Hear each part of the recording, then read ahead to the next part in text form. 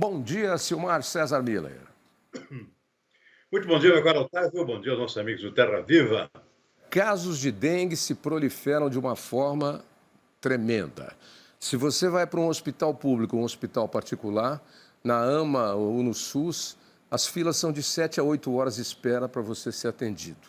E se você já tem uma suspeita e tem um médico seu que cuida particularmente de você, você pode conversar com ele por telefone, ele vai te recomendar para você pegar um teste numa farmácia. Vai procurar o teste numa farmácia. Fui procurar um para minha filha na segunda-feira, rodei 10 farmácias para achar na 11ª. Ninguém tem.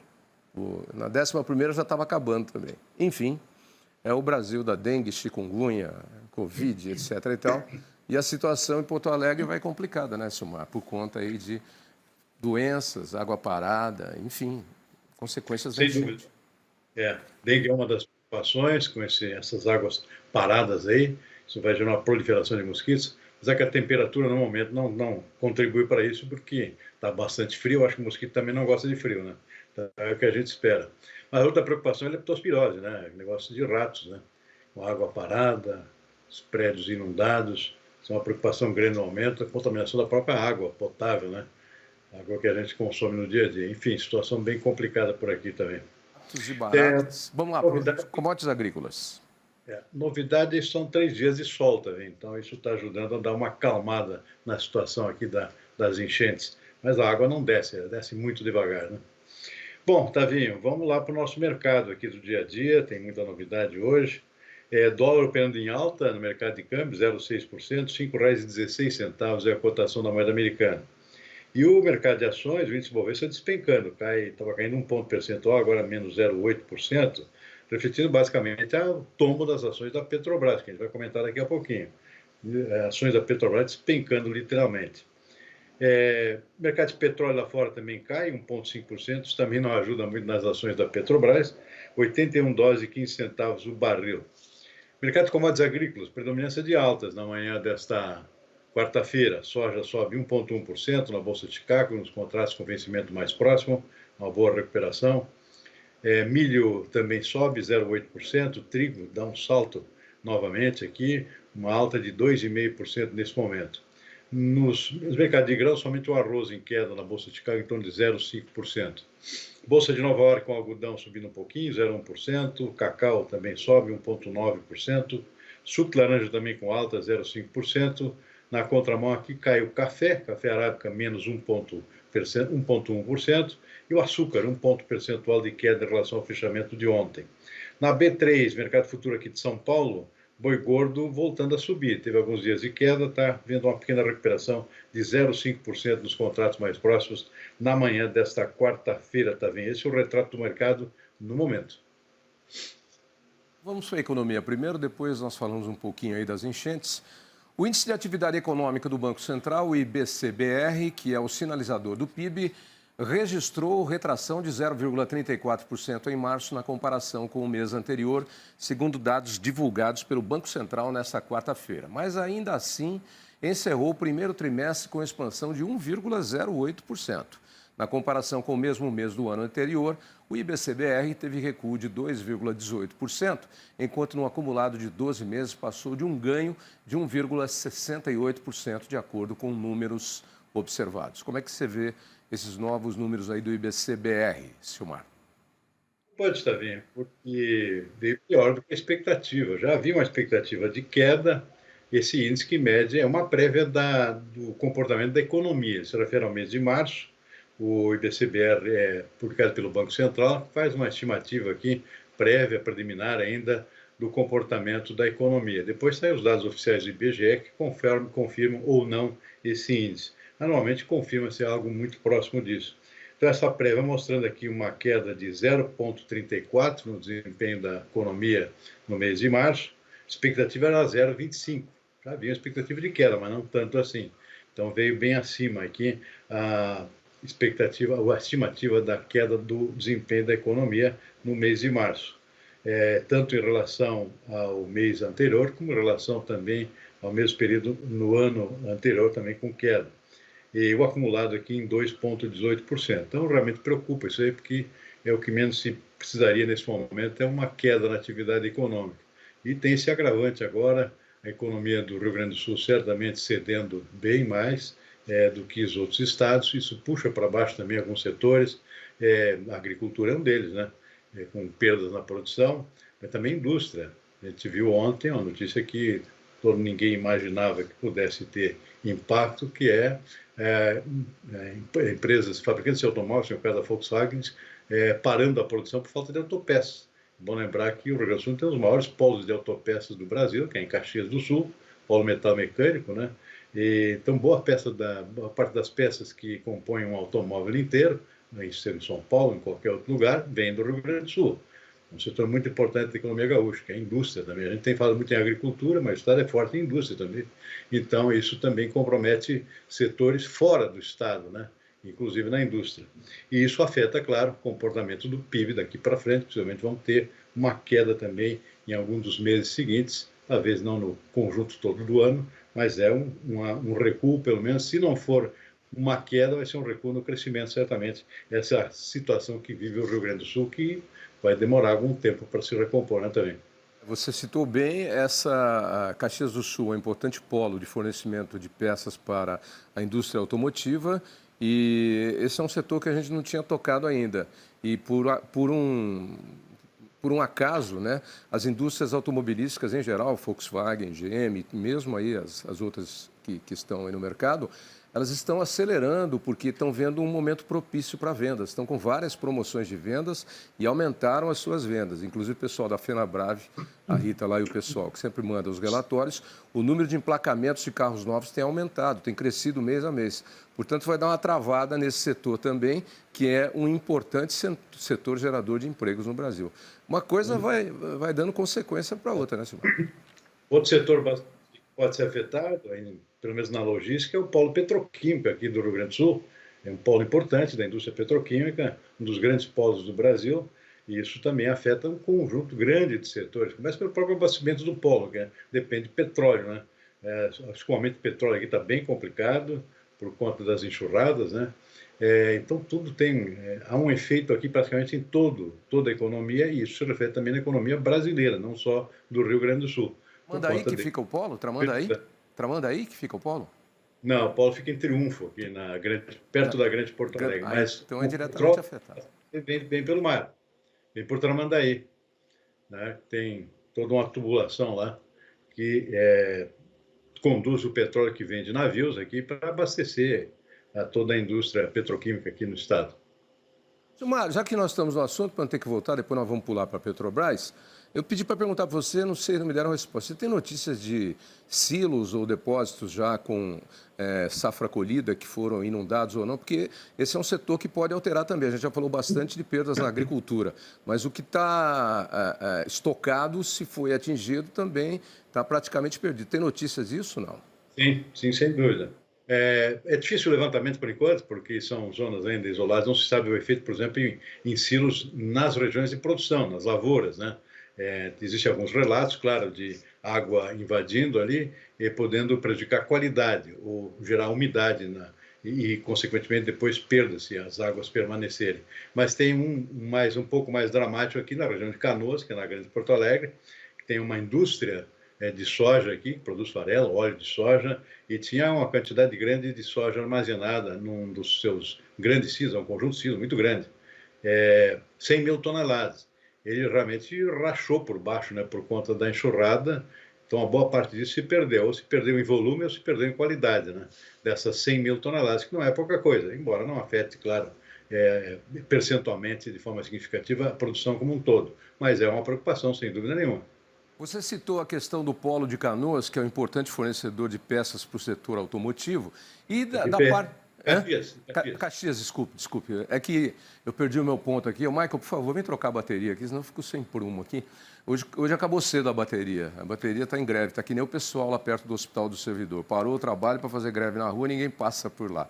A minha bateria está fazendo greve hoje. Mas você citou Caxias, importante fornecedor do polo do setor automotivo, e a indústria de máquinas e implementos agrícolas, que tem muitos polos, também foi afetada? Temos várias marcas aí. seja em peças, seja em outras situações, mas principalmente em logística, né? Ou seja, o efeito nas fábricas não é muito grande, não. Apesar que em Canoas tem uma grande indústria que é a massa e ferros, né? A GCO, né? ACO, fica na região de Canoas. Eu não tenho notícias recentes disso, mas provavelmente também foi inundado lá o parque dessa indústria lá, que é um setor importante aqui da economia do Rio Grande do Sul, a fabricação de máquinas e equipamentos agrícolas. Né? Sim, Mais de 300, sim. Tem mais de 300 pequenas indústrias aqui, além das grandonas. Né? Uma delas é a GCO, que produz aqueles tratores, massa e ferros, colheitadeiras, etc. John Deere também tem unidades de produção aqui, que podem ter sido afetadas também, seja no interior, seja também na própria Grande Porto Alegre. Em suma, tinha aqui em uma cidade aqui próxima de Porto Alegre também foi inundada, literalmente. Então, é um setor que, sim, há uma preocupação nesse sentido, mas principalmente no escoamento, na logística. Se o sujeito comprou uma máquina dessa lá no Mato Grosso, ela não vai chegar tão cedo, né? Por isso que são grandes eventos de exposição de máquinas. A Expo Inter, tem aquela outra lá de Expo Direto Cotrijal, né? São duas grandes feiras exatamente para a exposição de máquinas. Pois é, a logística acaba atrapalhando a entrega dessas máquinas, porque são estradas esburacadas, barreiras que caem, pontes que caem, enfim. E aí eu já tinha comentado com você da minha má previsão aí de que poderia durar muitos meses a recuperação disso tudo. E aí tem duas notícias hoje que chamam a atenção, né? O governo, a Prefeitura de Porto Alegre, o governo tentando criar abrigos que vão possibilitar que as pessoas fiquem meses no abrigo, porque elas não vão ter retorno, capacidade de retornar às suas casas. Uma previsão de que boa parte da população entre em estado de miséria e pobreza gradual por conta de perder tudo.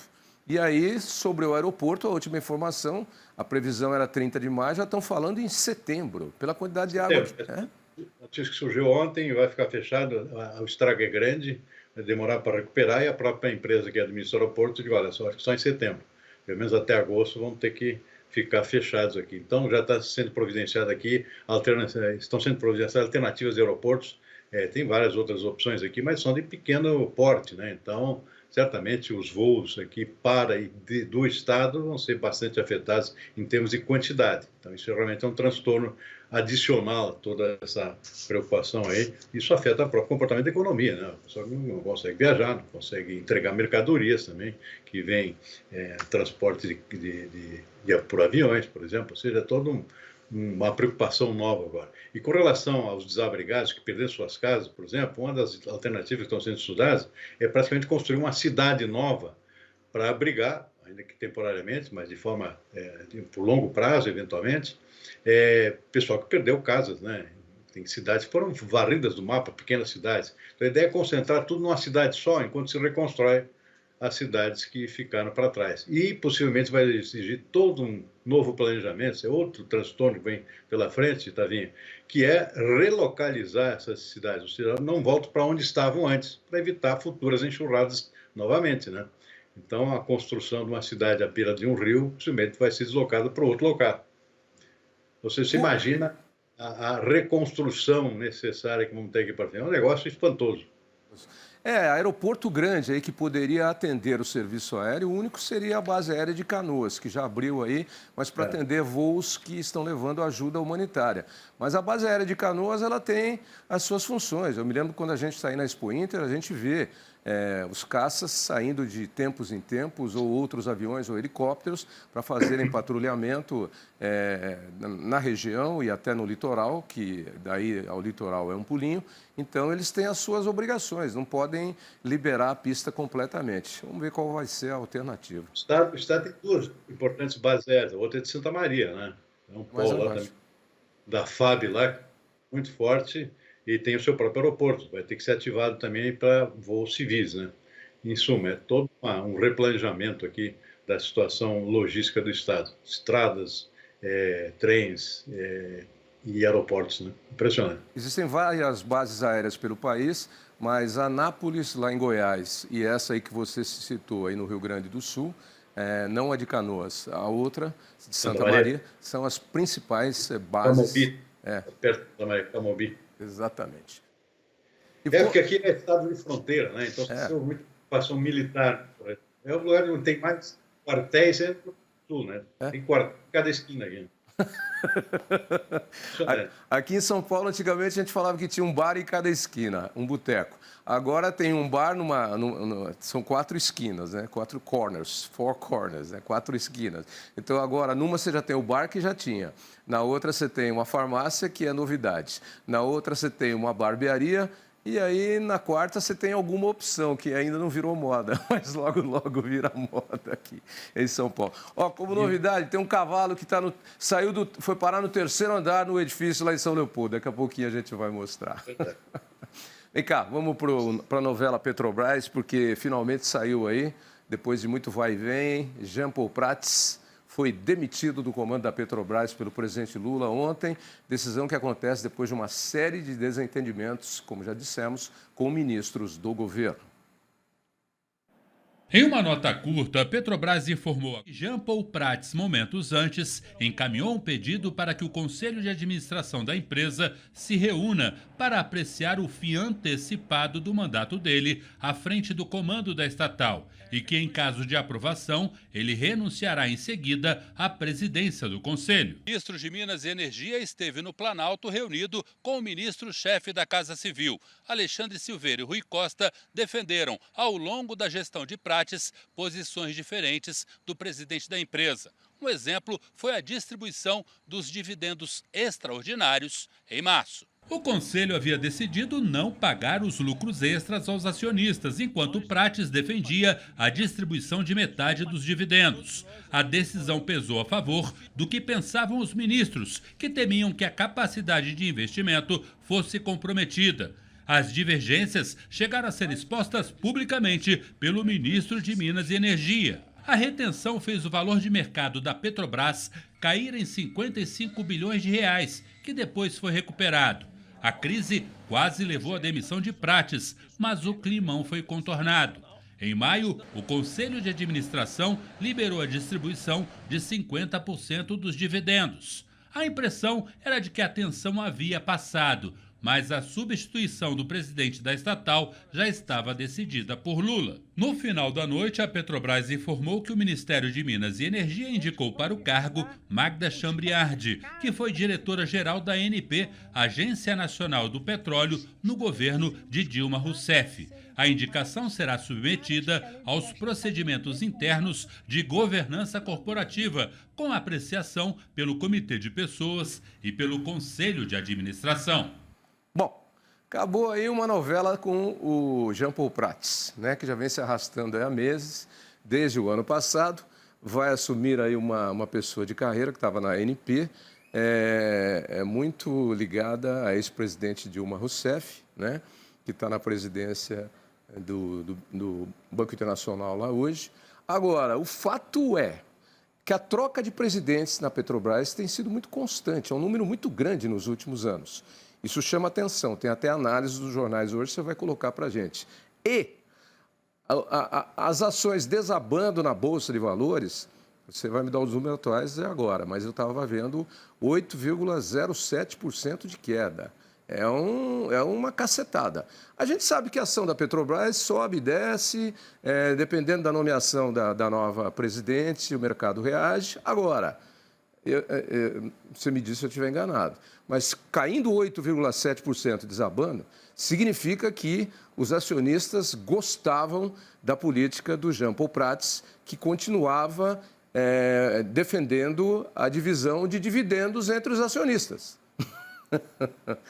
Tudo bem. Bom, só para atualizar aqui, agora há pouco estava vendo, as ações, tem um tipo de ação que estava despencando em 7,7%, e o outro 9,1%. Ou seja, então, o número que você citou está dentro da média aqui. Então, realmente é um tombo. Começou com a queda nas ações da Bolsa de Nova York, antes da abertura da nossa aqui. Quando abriu aqui, foi outra despencada total aqui. É claro, reação natural, esperada já, porque o presidente atual da Petrobras, ele tinha um interesse em defender o conjunto dos acionistas, ou seja, tem milhares de acionistas, pequenos acionistas, grandes, de tudo que é tamanho, né? Eu, na minha família, deve ter acionistas também, ou seja, todo mundo no Brasil, de qualquer forma, tem algum tipo de ação da Petrobras. E tem o governo, né? Que divide lá quase a metade das ações da estatal. Então, a divergência era de que o atual presidente era um pouco mais comedido em termos de agradar governo. Ou seja, o negócio dele era agradar os acionistas da Petrobras, que inclui exatamente quem não é do governo, né? E isso vinha desagradando aqui alguns ministros, o próprio presidente Lula, que vinha tentando aqui utilizar para o interesse do orçamento do país os lucros da Petrobras, né, de forma integral, ou seja, não repartir com acionista nesse momento, pelo menos. Isso causou o início das divergências, que acabou gerando atritos, consequentemente um desgaste do atual presidente da Petrobras, que mantém aquela tradição, né, de cada ano e meio você tem que trocar o presidente da Petrobras, que é a maior empresa do Brasil, é muito cobiçada por políticos, então isso é praticamente inevitável que aconteça troca-troca toda hora, né? Ainda mais se alguém se insurge contra o principal acionista, que é o governo. Já estava anunciado, né? É o fim já anunciado que iria acontecer isso. Vários recados foram dados pela presidência da República, pelos atritos aí com senadores e com ministros e com deputados, com Câmara Federal e Senado, mas já estava anunciado que ia rodar mesmo. E o presidente Lula fez várias reuniões e tal, conversou daqui, de lá, mas ontem foi taxativo. Tá até entre aspas aí na primeira página do UOL. O presidente Lula disse: chamei você aqui porque preciso do seu cargo. Tchau. E acabou. Aí foi taxativo. Aí não tem mais o que fazer, o que conversar. É isso, Silmar. Né? Só faltou o presidente ter dito: eu já tinha aberto a porta para você sair de cara limpa, mas você não vai, então eu vou tirar você de qualquer jeito, que eu preciso do cargo. É isso mesmo. Ok, Silmar. Um abraço e até amanhã, quinta-feira. Um bom dia, até amanhã. Até amanhã.